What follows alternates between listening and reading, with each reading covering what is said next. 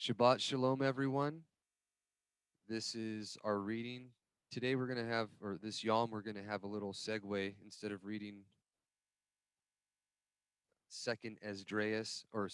Esdras or Third Ezra, we're going to read a section from what's called the Damascus Document from the Dead Sea Scrolls. And in particular, this is the first section, which is called the Exhortation.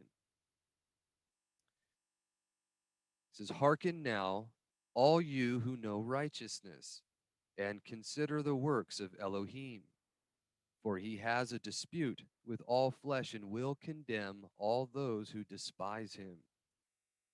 For when they were untrustworthy and forsook him, he hid his face from Yisrael and his dwelling place, and delivered them up to the sword.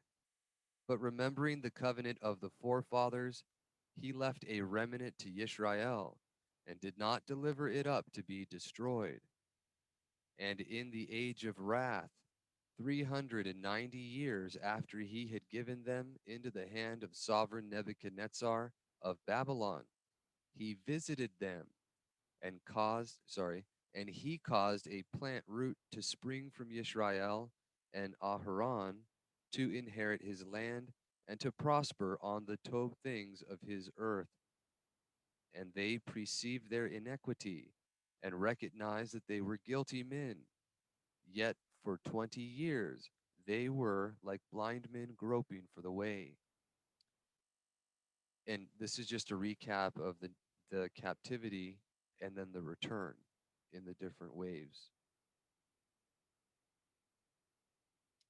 "And Elohim observed their deeds, that they sought him with all heart, and he raised for them a teacher of righteousness, to guide them in the way of his heart. And he made known to the latter generations that which Elohim had done to the latter generation, the congregation of traitors, to those who departed from the way. This was the time of which it is written, like a stubborn heifer, thus was Yisrael stubborn." That's from Hosea chapter 4, verse 16. "When the scoffer arose who shed over Yisrael the waters of lies, he caused them to wander in the pathless wilderness, laying low the everlasting heights, abolishing the ways of righteousness, and removing the boundary with which the forefathers had marked out their inheritance, that he might call down on them the curses of his covenant and deliver them up to the avenging sword of the covenant. For they sought smooth things and preferred illusions, and they watched for breaks, and they chose the fair neck, and they declared right the wicked and condemned the righteous, and they transgressed the covenant and violated the precept.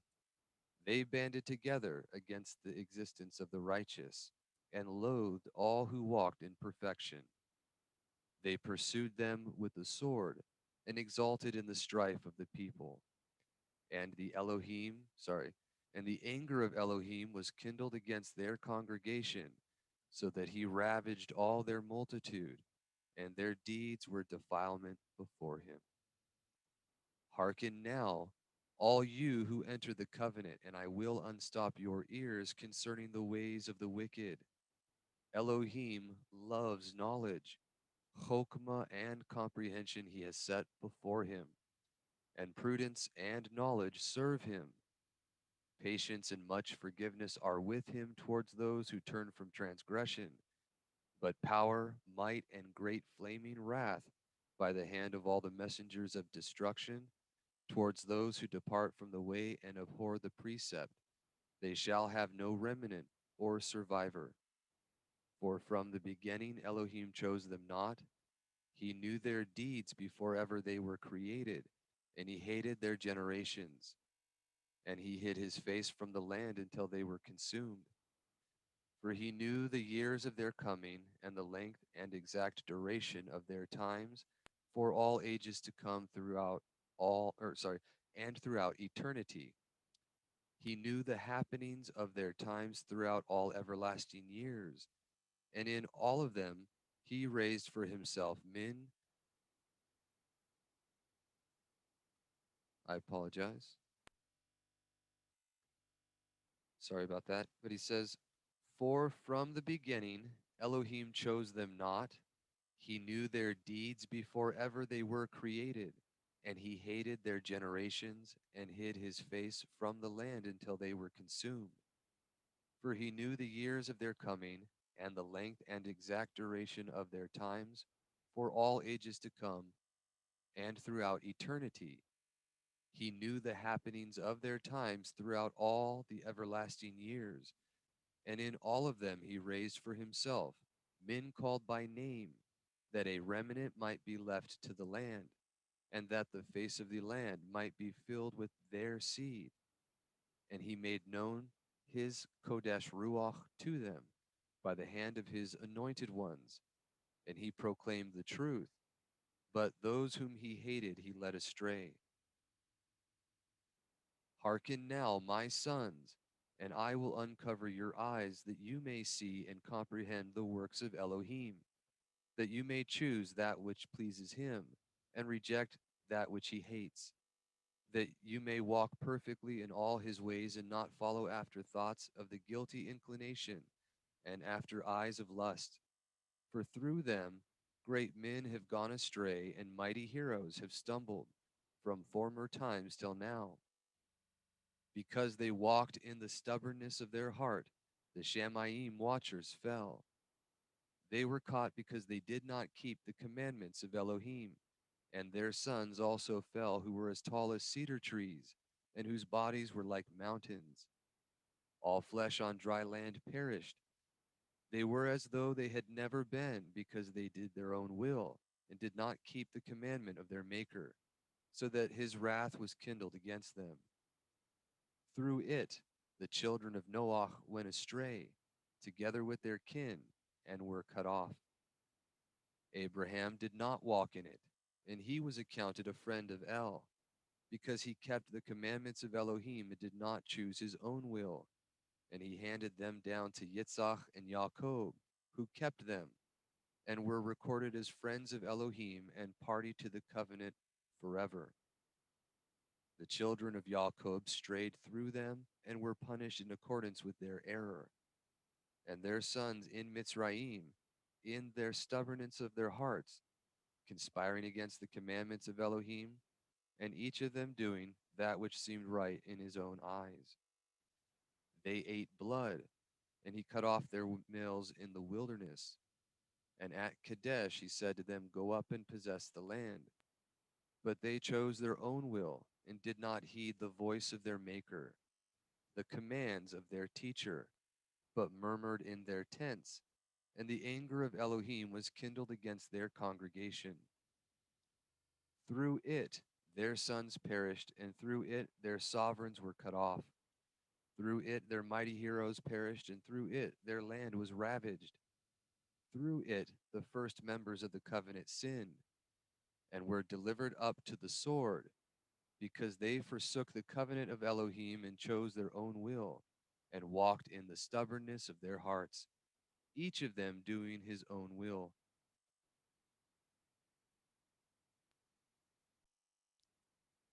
Yet with the remnant which held fast to the commandments of Elohim, he made his covenant with Yisrael forever, revealing to them the hidden things in which all Yisrael had gone astray.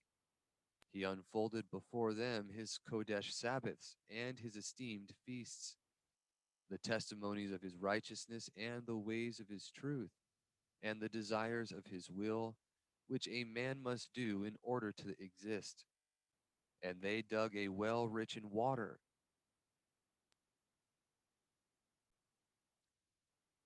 Sorry about that. We'll try not to have any more issues. It says, "Yet with the remnant which held fast to the commandments of Elohim, he made his covenant with Yisrael forever, revealing to them the hidden things in which all Yisrael had gone astray. He unfolded before them his Kodesh Sabbaths and his esteemed feasts, the testimonies of his righteousness and the ways of his truth, and the desires of his will, which a man must do in order to exist. and they dug a well rich in water, and he who despises it shall not exist. Yet they wallowed in the sin of man and in the ways of uncleanness, and they said, This is ours. But Elohim, in his wonderful mysteries, forgave them their sin and pardoned their wickedness. And he built them a sure house in Yisrael, whose like has never existed from former times till now. Those who hold fast to it are destined to exist forever, and all the esteem of Adam shall be theirs, as Elohim ordained for them by the hand of the foreteller Yechezkiel, saying, The Kohanim, the Luiim, and the sons of Zadok, who kept the charge of my Hekel, when all the children of Yisrael strayed from me, they shall offer me fat and blood. And that's from Ezekiel chapter 44, verse 15. The Kohanim are the converts of Yisrael, parted from the land of Yahuda, and the Lui are those joined or who joined them. The sons of Zadok are the elect of Yisrael, the men called by name who shall stand at the end of days, or Yamim. Behold the exact list of their names according to their generations, and the time when they exist, and the number of their trials, and the years of their sojourn, and the exact list of their deeds.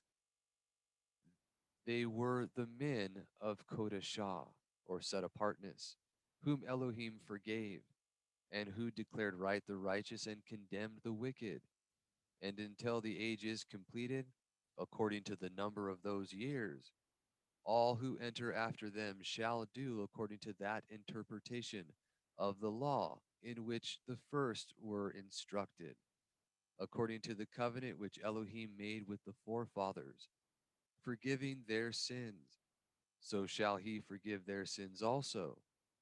But when the age is completed, according to the number of those years, there shall be no more joining to the house of Yahudah, but each man shall stand on his watchtower. The wall is built, the boundary far removed. And that's a quote from Micah 7, verse 2.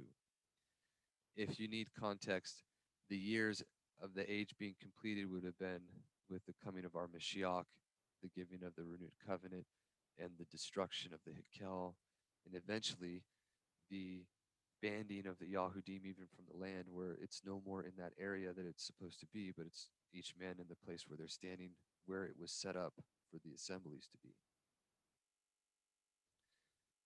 This is during all those years, Belial, which means literally Belai Ya'al, is without worth or worthlessness. And it's a title used throughout the Dead Sea Scrolls, just like Satan means adversary. Belial means worthlessness. Mastema means hater or reviler. Simiel is the poison of El. All these are different titles of who he is. It tells of his character. But it says, during all those years, worthlessness or Belial shall be unleashed against Yisrael, as he spoke by the hand of Yeshayahu the son of Amoz, saying, Terror and the pit and the snare are upon you, O inhabitant of the land. Interpreted, these are the three nets of Satan or Belial, with which Louis the son of Jacob said that he catches Yisrael by setting them up as three kinds of righteousness. The first is fornication, the second is riches, and the third is the profanation of the Hikkel. Whoever escapes the first is caught in the second, and whoever delivers himself from the second is caught in the third. The builders of the wall, who have followed after precept, precept was the spouter of whom it is written, they shall surely spout, shall be caught in fornication twice, by taking a second wife while the first is alive. Whereas the principle of creation is, male and female created he them. Also, Those who entered the ark went in 2 by 2. And concerning the prince it is written, he shall not multiply wives to himself. But Dawid had not read the sealed book of the law which was in the ark, for it was not opened in Yisrael from the death of Eleazar and Yahushua and the elders who worshipped Ashtaroth. It was hidden and was not revealed until the coming of Zadok. And the deeds of Dawid rose up, except for the murder of Uriah, and Elohim left them to him. Moreover, they profaned the temple, because they do not observe the distinction in accordance with the law, but lie with a woman who sees her bloody discharge. And each man marries the daughter of his brother or sister. Whereas Moshe said, you shall not approach your mother's sister, for she is your mother's near kin. But although the laws against incest were written for men, they also apply to women. When therefore a brother's daughter uncovers the nakedness of her father's brother, she is near kin. Furthermore, they defile their Kodesh Ruach and open their mouth with a blaspheming tongue against the laws of the covenant of Elohim, saying they are not sure. They speak abominations concerning them. They are all kindlers of fire and lighters of brands. Their webs are spiders' webs, and their eggs are vipers' eggs. No man that approaches them shall be free from guilt. The more he does so, the guiltier shall he be unless he is pressed. For in ancient times Elohim visited their deeds, and his anger was kindled against their works. For it is a people of no discernment. It is a nation void of counsel, inasmuch as there is no discernment in them. Now, this is very important. At the time that this was written, they had the ancients, the works that preceded them, to look forward to get prudent counsel on how they should behave. They didn't have all the information we do, but now it's like repeat of the same events where we can see the consequences of poor choices. So if they were not held guiltless, who had one example of what they should do and to turn from it, like the flood or Sodom and Gomorrah. And even after that, if you watched any of those videos, what happened to Antioch because of their bringing in the Nicolaitans and the Trinity and holding to that error, it's horrific what happened to that city. The devastation brought by a messenger, right? But that was foretold, and it goes exactly in line with what happened to, like, in Mitzrayim, how creation was contrary to what we consider natural, to show that our Creator was angry with people. It's the same thing. We have that example and many more to show, to teach us that these things that are being done really ought not to be. And that goes for all of that stuff. That's why more and more he really says it's beneficial to be humble. And the more you're given, the more you should subject yourself to humility and realize our poverty. But just to continue here, it says, for in ancient times Elohim visited their deeds, and his anger was kindled against their works. For it is a people of no discernment. It is a nation void of counsel, inasmuch as there is no discernment in them.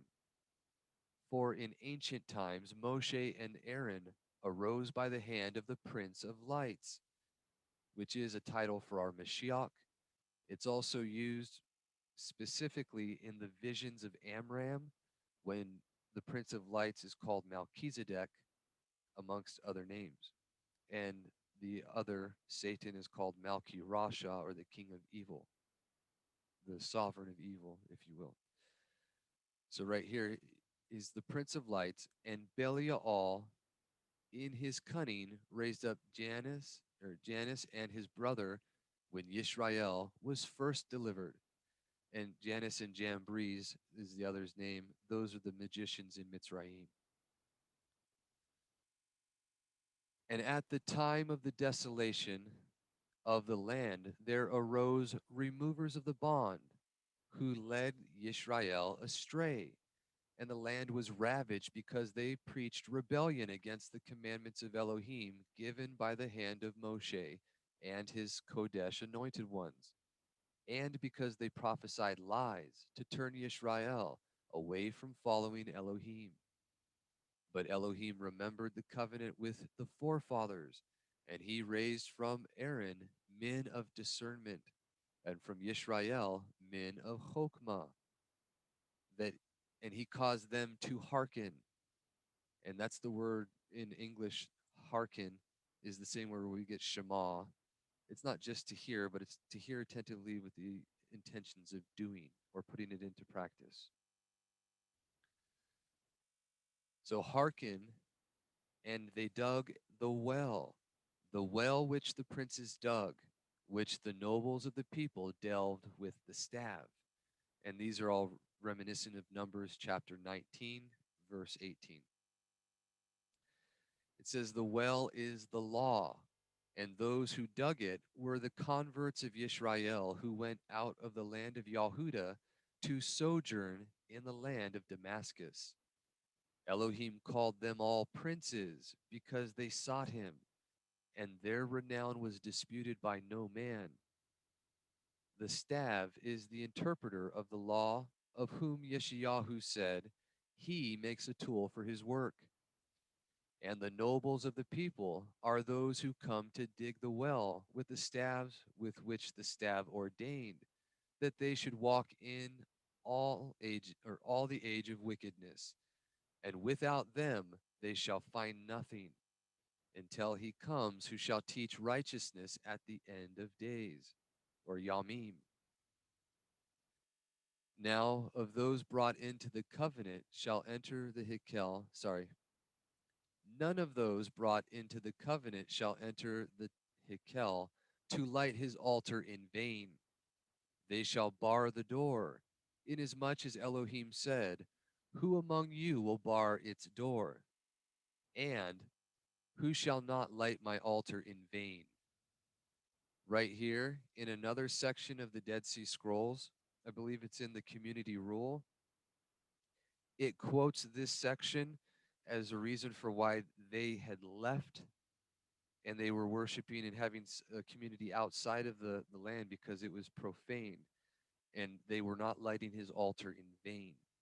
But it was at that time and in that writing where it says, and when you have a council of 12 men that are walking in perfection, that would be the time of going into the wilderness to preach, to prepare the way of Yahuwah and to make his path straight.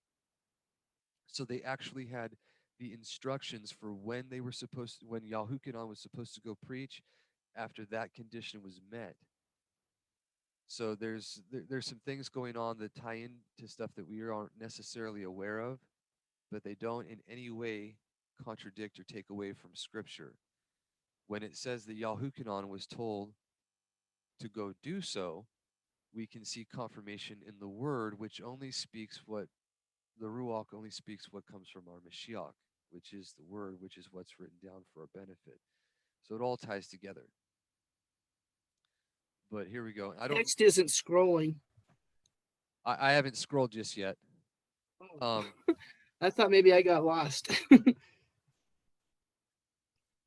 No, I was about to continue. Sorry, but I just wanted to cover that because it's not so well known, and I thought that was interesting. I don't know exactly where in the community rule that is, but I'll try to find it and share later on. All right. But to continue, it says, they shall take care to act according to the exact interpretation of the law during the age of wickedness.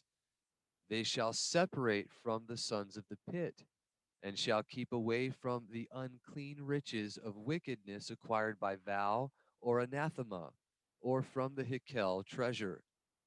They shall not rob the poor of his people, to make the widows their prey, and of the fatherless their victim. this doesn't apply so much to us generally, but if you know what Rome has done and Catholicism specifically, these are rebukes directly to them. They shall distinguish between clean and unclean, and shall proclaim the difference between Kodesh and profane. They shall keep the Sabbath, Yom, according to its exact interpretation, and the feasts and the Yom of I'm lost. fasting. Excuse me, I'm, I'm lost. All right, and I just started the recording again, so I apologize, and we will continue right there.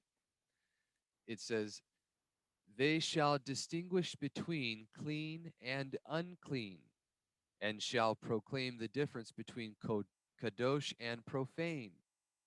They shall teach, or they shall keep the Sabbath Yom according to its exact interpretation, and the feasts and the Yom of fasting according to the finding of the members of the new covenant in the land of Damascus. And if you remember, or you might not know, I apologize, but Damascus means the cup of blood. They shall set aside the kadosh things according to the exact teaching concerning them. They shall love each man his brother as himself. They shall succor the poor, the needy, and the stranger. A man shall seek his brother's well being and shall not sin against his near kin. They shall keep from fornication according to the statute. They shall rebuke each man his brother according to the commandment, and shall bear no rancor from one yom to the next, not bearing a grudge or holding hate in your heart by not telling them they're in error. Right? They shall keep apart from every uncleanness according to the statutes relating to each one, and no man shall defile his kadosh ruach, since Elohim has set them apart. For all who walk in these in So, perfect set apartness. Just a moment, I'm sorry. Go ahead. so when it's saying his brother, he's talking about someone who is in covenant, not someone who's still searching. There's two here.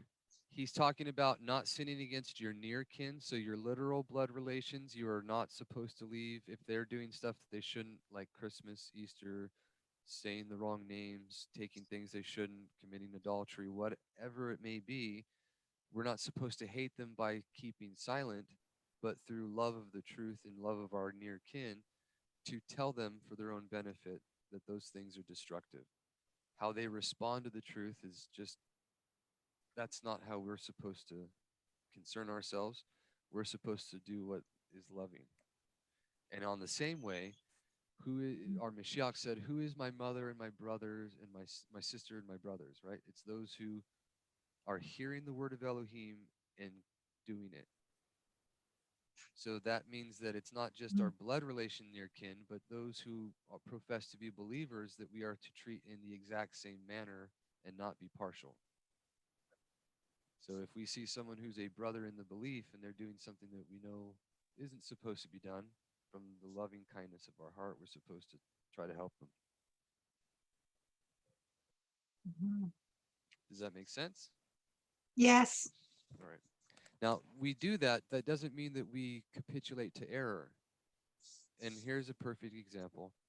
If we know that we're not supposed to keep certain feasts and someone is, then we talk to them about it. We tell them that's not good. We don't do evil to them, but by no means do we keep that feast. We don't regard it or acknowledge it as anything other than garbage. And there's no amount of pressure or love towards them or anything that should get us to turn from the truth.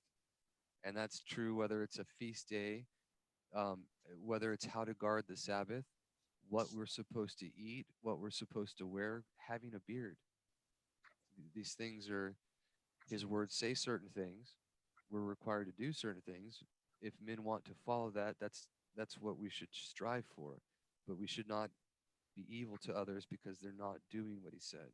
He's not compelling them to do that. He's trying to give everyone free choice. The he'll compel people later, but he's giving them the choice now to do the right thing. Thank you. Archada. You're welcome. It says, for all who walk in these in perfect set apartness, according to all the teaching of Elohim, the covenant of Elohim shall be an assurance that they shall exist for thousands of generations, as it is written, keeping the covenant and favor with those who love me and keep my commandments to 1,000 generations. And that's from Deuteronomy chapter 7, verse 9. And if they live or exist in camps according to the rule of the land, as it was from ancient times, marrying according to the custom of the law and begetting children, they shall walk according to the law and according to the statute concerning binding vows, according to the rule of the law, which says, between a man and his wife, and between a father and his son. That's Numbers 30, verse 17. So this is saying, and this is something that we really have to pay attention to. When we're outside the land, living in the camps, or when we're in these assemblies here, the things that he established even when they were living before they came into the land, we have to do. The vows between a man and his wife, so the vows of jealousy. And whenever a man hears his wife make a binding vow, after he's heard it, he can void it or he can confirm it. It mentions in the Dead Sea Scrolls only, it's not mentioned elsewhere, but the way that our Creator works as being the father of the men that he's over, he confirms every vow of a man that is in agreement with doing what he said. And he voids every covenant or vow of man that is contrary. And that's established by his word. For if you're of his, everything that you've ever spoken that's not of him, he's voided already. It does not count as you being his bride, right? But the things that you've said that are in doing what he said, he's making you confirm and keep. That's how a man is also supposed to be towards his wife, and likewise towards his children. A son, while he is a son and not a man, 20 years old, is no better than a slave, just like it says in Scripture. A child is no better than a slave or a servant, because you have to do as you're told. These are simple concepts. But when a son or when a daughter says something, the father has the same prerogative, and he's required to confirm the vows or to void them as he's told. All right. But it says, and all those who despise the commandments and the statutes shall be rewarded with the retribution of the wicked when Elohim shall visit the land, when the saying shall come to pass, which is written among the words of the foreteller Yeshayahu, the son of Amoz.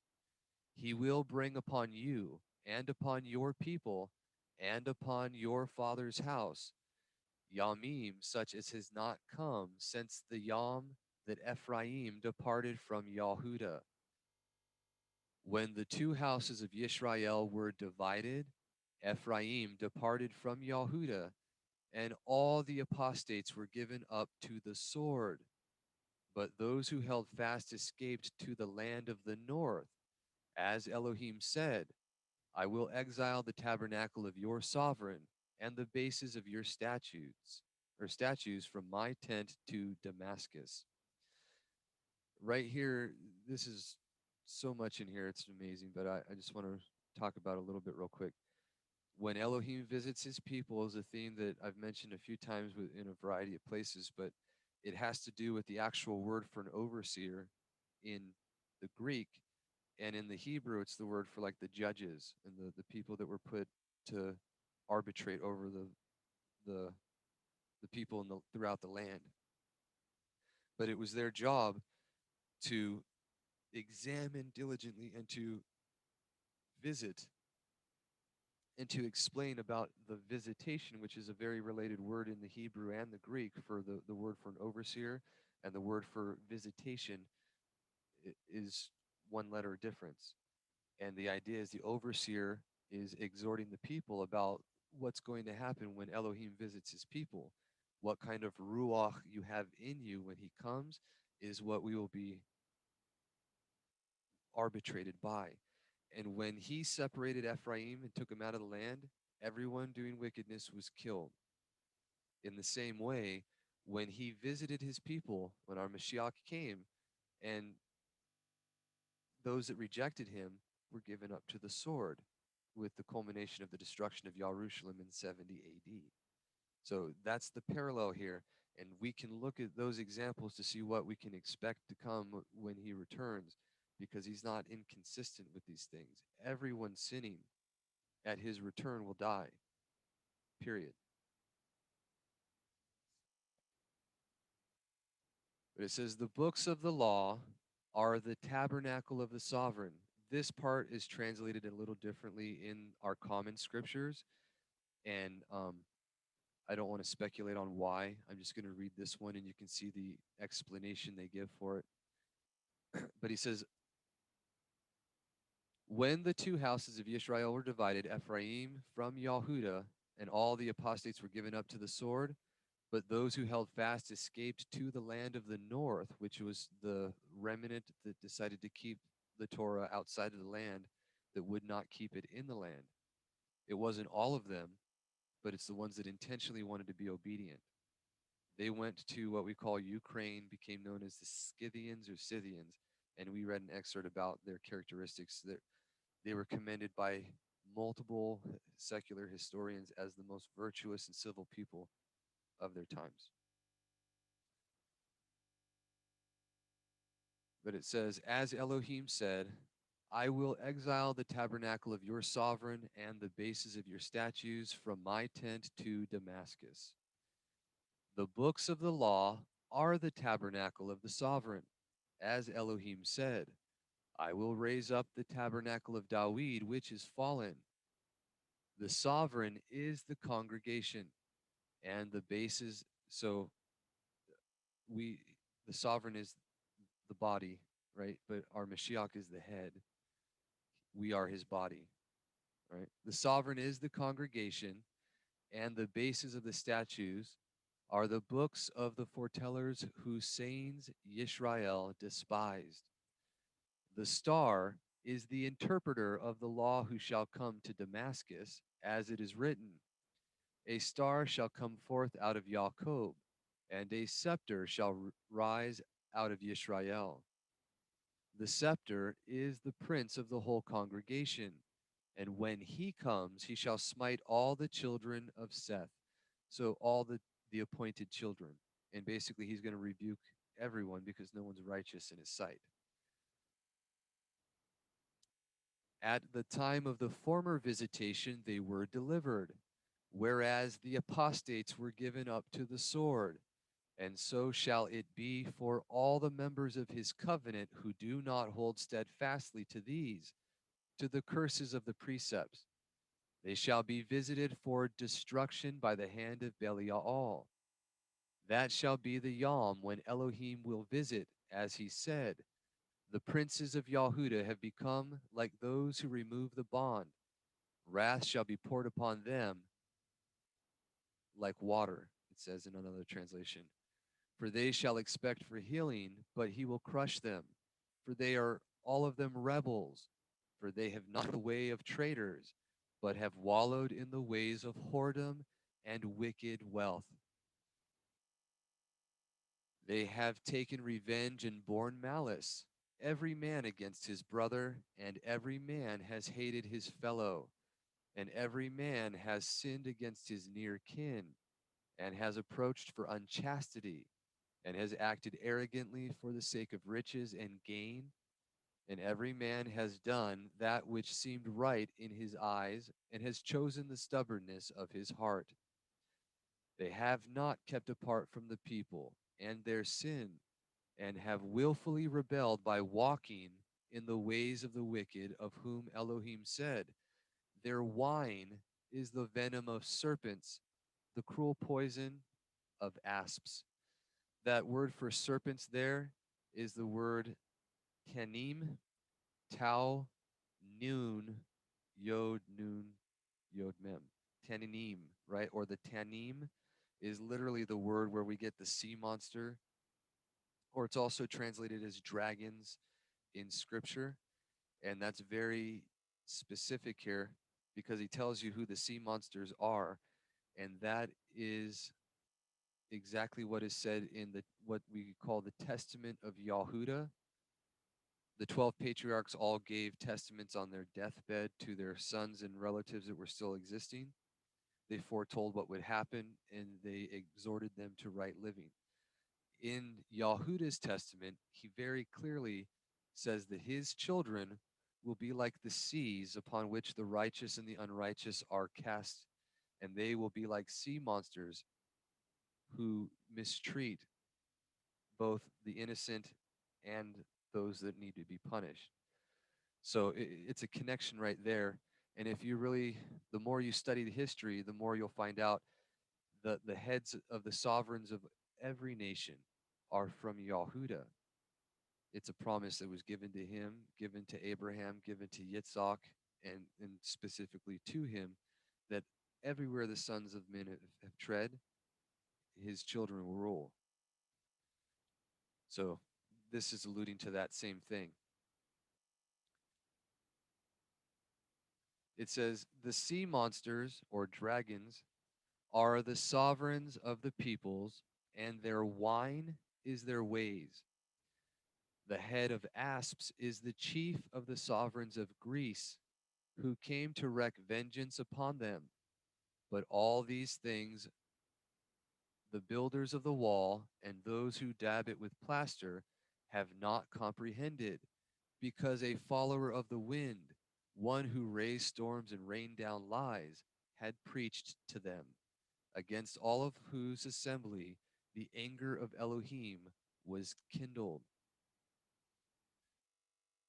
And as for that which Moshe said, you enter to possess these nations not because of your righteousness or the uprightness of your hearts, but because Elohim loved your fathers and kept the oath, which is the word ot or aleph wa tau in scripture.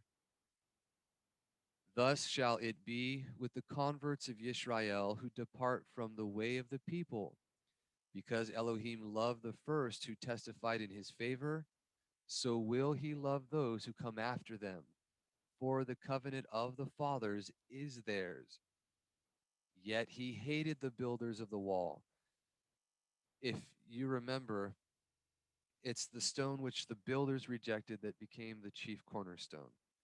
And it's mentioned in Ezra that it's the builders were those that returned after the captivity to rebuild the walls of Jerusalem, the Hikkel, and the city. So it's the builders of the wall, particularly, that he's making an allusion to, that's also alluding to what's in the book of Ezekiel or Yehezkiel, where they were building a wall and painting it with whitewash and thinking that that would be acceptable. But he was telling them their wall would not stand, the whitewash would be torn away, it would be destroyed because it's not what he established. So that's all what this is alluding to. But he says, yet he hated the builders of the wall, and his anger was kindled against them and against all those who followed them. And so shall it be for all who reject the commandments of Elohim and abandon them for the stubbornness of their hearts. This is the word which Yirmiyahu spoke to Baruch, the son of Neriah, and which Elisha spoke to his servant Gehazi.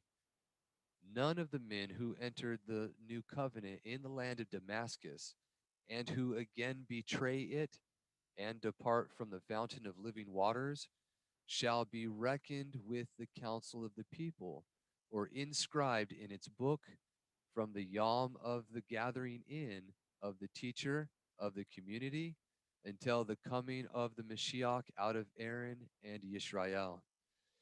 This teacher of righteousness, I don't know for certain. At first I thought it was our Mashiach, But if you look at the allusions that we were just reading, they were wallowing in error for 20 years after the captivity. So when Shealtiel and Zerubbabel and the first wave came back and they're building things, they were having issues and wallowing in their sins, groping for the way. And it wasn't until the coming of Ezra that the building of the things were completed, that he established the orders of things. He was studious in the Torah, a scribe that was learned, and he helped to reestablish the things as they were supposed to be, teaching righteousness, and he was actually taken to paradise. So that's who I actually believe this is alluding to. And all of these things are foreshadows of what would come later. The idea of the people separating from those in Jerusalem, going to the land of the north with the cup of blood to make the renewed covenant. It's all pictures of what our Mashiach was doing when he came, but they foreshadowed it in what they were doing. And that's something that the more we read these things and we get a proper chronology for scripture, you're literally going to see what they walk out comes out later in a larger scale. There's literally nothing new under the sun. And another example of that I'm just recently very familiar with is the Reformation. You can look at the Reformation and see its embodiment in two men, Luther and Calvin. The things that they walked out, the words that they said, what they did was a type and shadow of the Reformation as a whole, both the German Reformation in Europe and the English Reformation of Calvin. And then you can see how things later on happen in exactly that same fashion. I'll give you one parallel. At first, Martin Luther repudiated Christmas and the things that indulgences and whatnot, while at the same time still preaching them, because he was a ordained Catholic priest having to do so. He did not endorse it, but he had to preach on. He had to do the Christmas service on Christmas, even though he was repudiating it. And then he later had the youth of the area cause a riot to stop the mass on Christmas in Wittenberg. But later on, he condoned the practice of observing the day because he thought it was the day our Mashiach was born, even though that's nowhere written. And that's something that the Reformation in Germany followed suit with.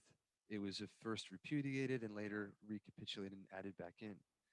In the same way, he later in his later life wrote some things that were very disparaging about the Yahudim and their refusal to repent and come to our Mashiach. They call it anti-Semitic. They said it was rather hateful, but it was a foreshadow of what would happen with their continued refusal of responding to the good news, and then with Nazi Germany. I'm not saying that what they did was right or anything like that. I'm explaining foreshadow of what was to come in his words and actions and in the body of the Reformation, these people later on. Okay, there's a picture there. I don't have all the answers, but I can see that stuff. And the more and more you study these things, particularly in scripture, you can see the patterns in and out of it. But right here, it said that from the going away of Ezra to the coming of Mashiach is what these are alluding to. And I'll repeat that again here. It says, "This is the word which Yirmiyahu spoke to Baruch the son of Noriah, and which Elisha spoke to his servant Gehazi. None of the men who enter the new covenant in the land of Damascus, and who again betray it and depart from the fountain of living waters, shall be reckoned with the counsel of the people, or inscribed in its book, from the yom of the gathering in of the teacher of the community, until the coming of the Mashiach out of Aaron and Yisrael. And thus shall it be for every man who enters the congregation of the men of Kodashah, but faints in the performing of the duties of the upright." Now, this is a foreshadow of like when he came. Before he came, there was no, if they went apostate, they were out. There wasn't a taking them back in. They could not serve anymore. If there was a blemish on the Kohen, he couldn't do the offerings. And that was to teach when the renewed covenant came, if you were to receive his ruach, if you were to give the gifts of the Ruach.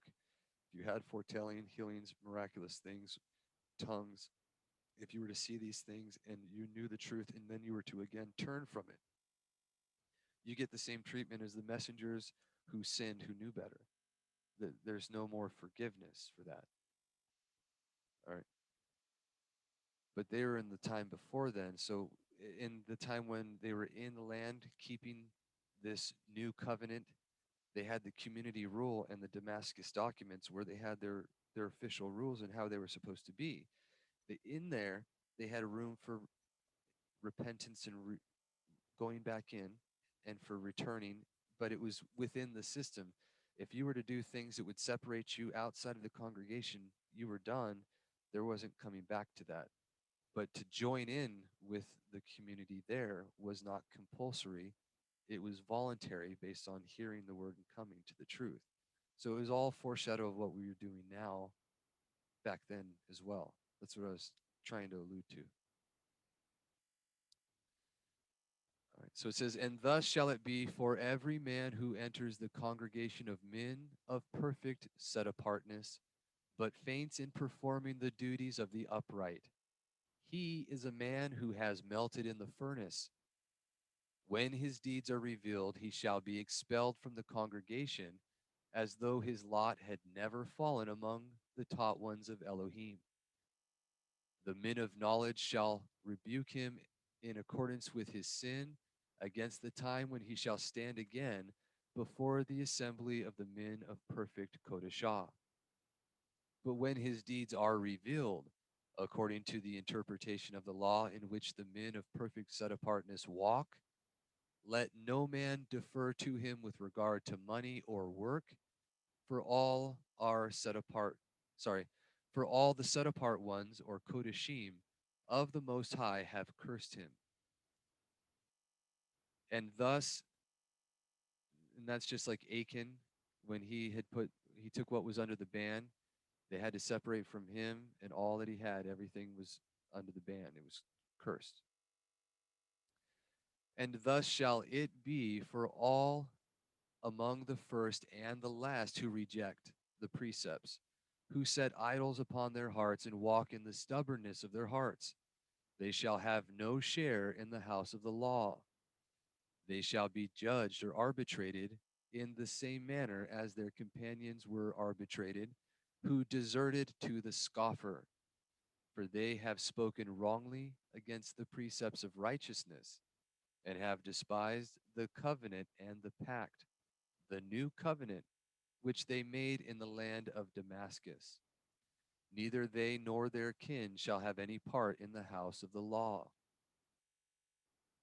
From the yom of the gathering in of the teacher of the community until the end of all the men of war who deserted to the liar, there shall pass about 40 years. And during that age the wrath of Elohim shall be kindled against Yisrael, as he said, there shall be no sovereign, no prince, no judge, no man to rebuke with righteousness.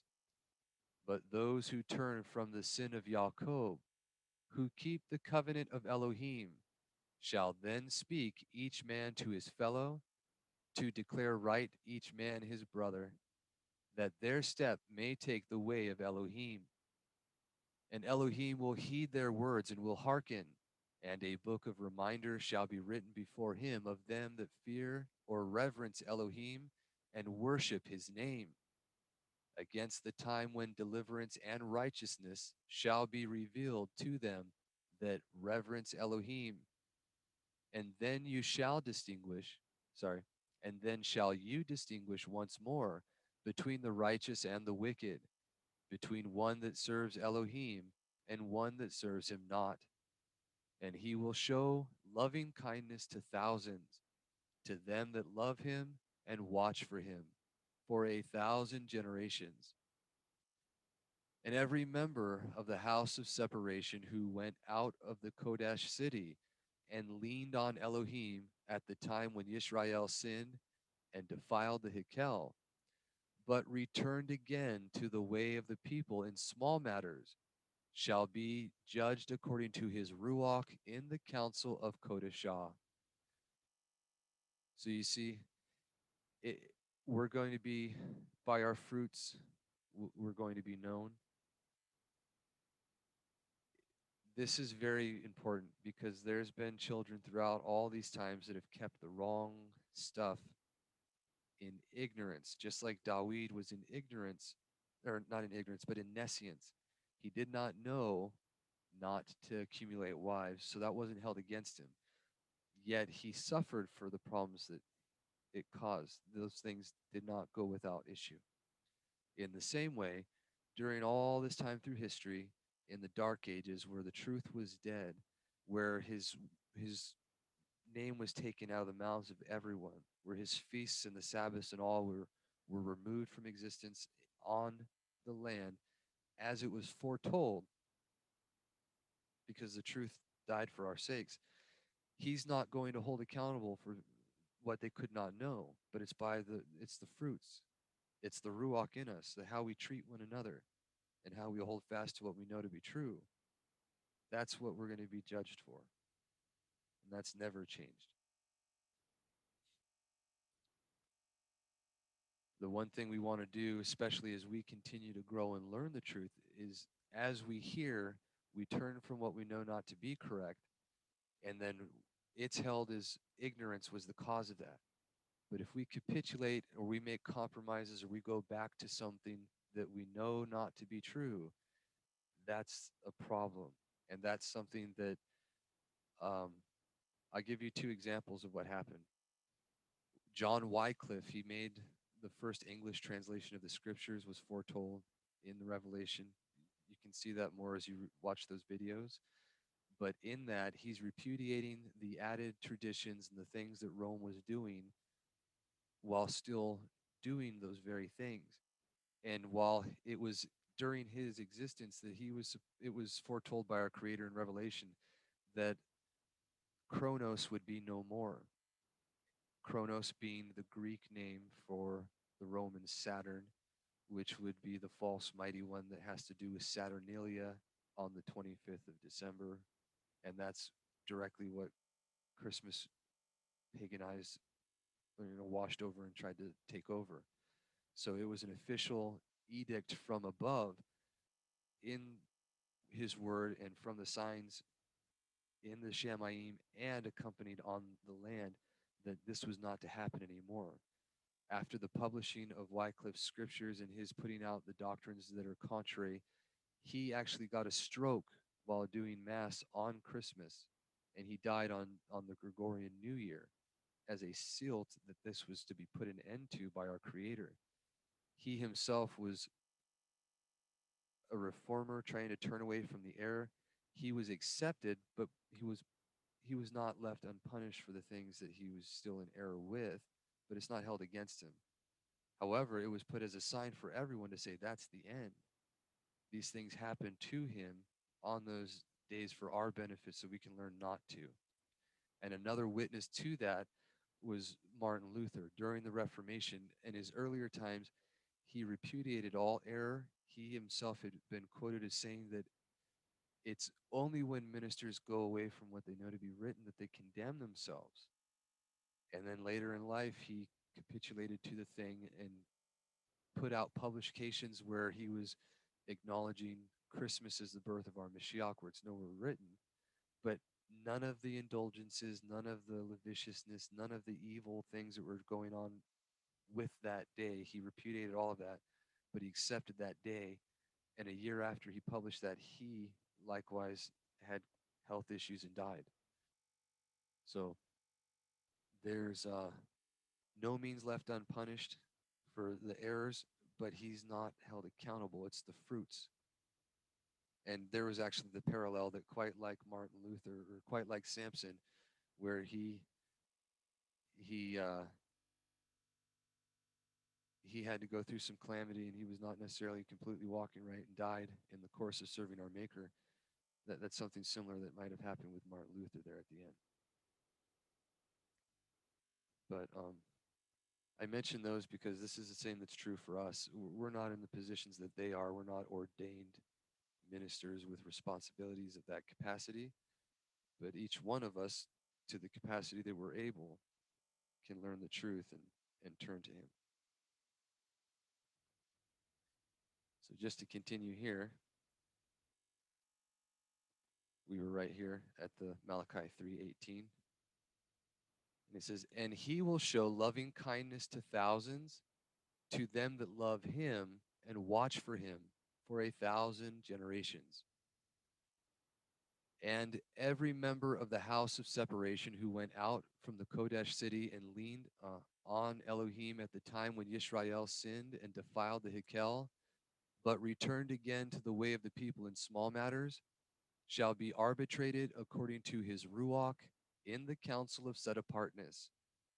But when the Elohim of esteem is made manifest to Yisrael, all those members of the covenant who have breached the bond of the law shall be cut off from the midst of the camp, and with them all those who condemned Yahudah in the Yamim, or the days of its trials. Yet all those who hold fast to these precepts, going and coming in accordance with the law, who heed the voice of the teacher and confess before Elohim, saying, Amen, we have sinned, we and our fathers, by walking counter to the precepts of the covenant. Your arbitrations upon us are right ruling and truth, who do not lift their hand against his kadosh precepts or his righteous statutes or his true testimonies, who have learned from the former judgments by which the members of the community were arbitrated, who have listened to the voice of the teacher of righteousness and have not despised the precepts of righteousness when they heard them. They shall rejoice and their hearts shall be strong, and they shall prevail over all the sons of the earth, or Eretz. Elohim will forgive them, and they shall see his deliverance because they took refuge in his Kodesh name. For context, again, when they returned to the land, Yahudah was laboring and trying to build the Hikkel and get things established. All those in the lands around them that were giving them troubles were destroyed when the arbitration of our Creator came. It was his first, and also those around them. And that was the ravages of Rome when he came through with their armies and destroyed the whole area.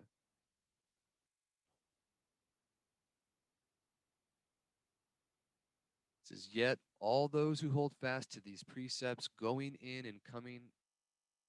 I already read that part. I apologize. Oh, that was the end of it.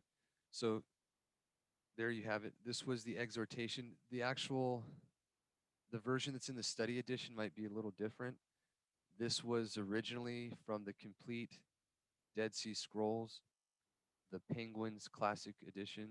It was the original translation that was made in 1991. And so when Michael Weiss and a few others put out their edition, the new translation as they call it, there was some text and some things that were added in a variety of places because they had them translated then, they were known, and some of the stuff wasn't available at the time. I think it's good to compare versions personally because we don't have the originals on hand all the time unless you have the study edition, and even that, we have what someone typed up to say it. So we can't always say that this is exactly what was written, but it's beneficial to study these all the same. When it's congruent with what's in Scripture, it's fitting, and when it's not, it's easy to see if you pay attention to those things. But thank you for allowing me to share. Was there any comments or questions that we had before we stop the recording?